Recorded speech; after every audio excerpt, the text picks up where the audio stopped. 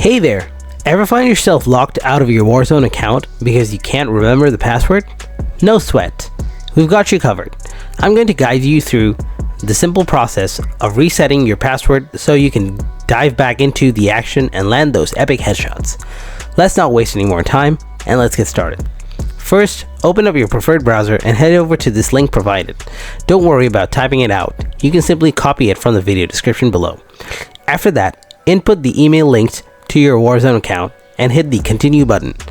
Next up, battle.net will shoot a code straight to your email. Just copy and paste it into the designated area.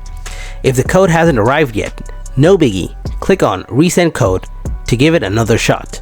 Once you've pasted the code, hit continue and voila, your password is now reset. Now it's time to set a new password. Choose a robust one, type it in both fields and click on continue.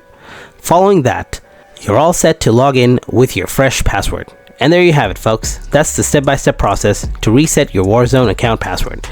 If you found this video helpful, then drop a like and don't forget to subscribe to our channel.